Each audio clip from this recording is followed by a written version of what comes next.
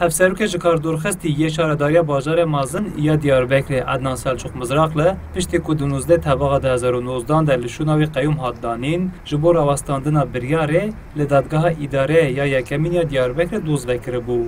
Yekemîn rûniştina dozê birê veçû. Parêzerên Mizraqli û siyasetmedarên HDP'yê doz şopandin.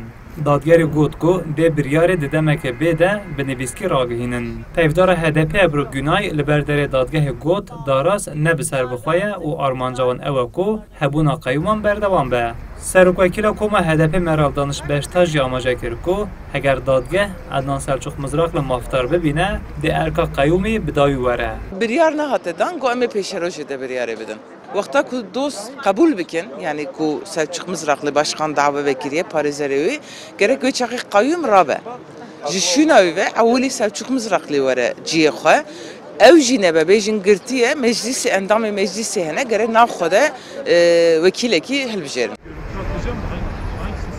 Li gorî ragihandina siyasetmedarên HDP danîna qeyûman binpêkirina vîna welatiyan e. Siyasetmedarên HDP dibêjin desthilatdarî dixwaze pergala rêvebirina qeyûman berdewam be. Hevserûka HDP ya rêxistina Diyarbekirê Hülya Alokmen uyanık got darizandina Ednan Selçuk Mizraqli parçeyeke ji pirsgirêka Kurd e û ev pirsgirêk jî li dadgehan çareser nabe.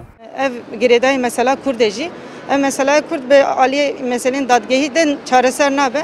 Em ya jî tişkî ew nabînin. Yani em mesela gerek em werin rûnên müzakere çekin aliyê aşîtiyê de gerek xeberdan çêbibe. Mesela Kurd meselekî giring e bi salaneye salonên dadgehê jî çareser nabe.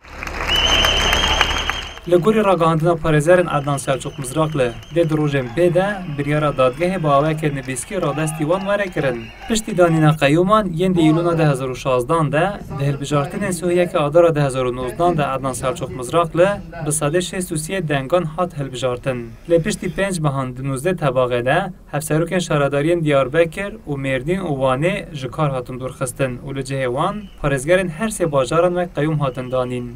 HDP'yan bi rojan çalakiyên protestoyê kirin. Lê tu encam ji çalakiyan negirtin.